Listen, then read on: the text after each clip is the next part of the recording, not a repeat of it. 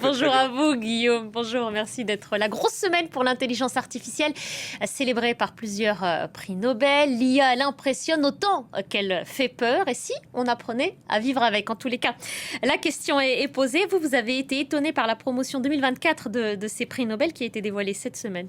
Oui, j'ai notamment été surpris par la nomination de Demis Hassabis, le prix Nobel de chimie.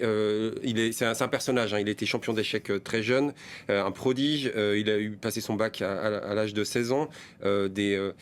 Des parents chypriotes, grecs et singapouriens. Il a grandi à Londres. Surtout, il a créé, vous savez, le AlphaGo qui a permis de battre les meilleurs joueurs d'échecs, les meilleurs joueurs de Go grâce à la machine, bien après les échecs. Donc, ça avait surpris beaucoup de monde. Et puis surtout, il a surtout été récompensé cette fois-ci parce qu'il est à l'origine, avec une équipe de chercheurs de Google et DeepMind, de AlphaFold. AlphaFold, c'est un outil qui va permettre de modéliser les protéines, notamment leurs mouvements. Et cette modélisation des molécules, ça va permettre de mettre au point de nouveaux médicaments, comme on le voit à l'écran, cette modélisation, une meilleure production agricole ou encore tout simplement pour comprendre la vie. C'est très utile parce que 40% du rendement des cultures est perdu à cause de certaines maladies. Ici, on va avoir des informations essentielles sur des maladies d'origine végétale, les pathogènes de la tomate, le champignon ou encore la rouille blanche. C'est très utile, ça a beaucoup d'applications et on voit beaucoup de chercheurs de l'INSERM, de l'Institut Pasteur ou encore de l'INRAE qui travaillent. C'est véritablement l'intelligence artificielle dans ce qu'elle peut avoir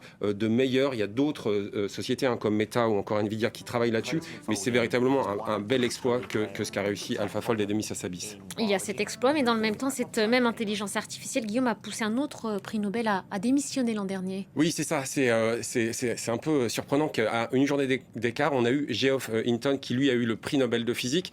Ce prix Nobel de physique, il a démissionné avec fracas de Google l'année dernière. C'était un entretien où il a expliqué, ce Britannique devenu canadien, qu'il ne pouvait pas rester là parce que ce qu'il voyait lui faisait peur. Il disait « je suis complètement déprimé », mais là, ce qui me rassure, c'est que si moi-même, nommé parrain de l'intelligence artificielle, je ne l'avais pas fait, d'autres l'auraient fait, mais il dit « il est nécessaire de s'arrêter parce que on va beaucoup trop loin ». Il explique aussi qu'il a eu, comme étudiant, il en est fier, Ilya Sutskever, qui a eu des démêlés avec Sam Altman au sein d'OpenAI.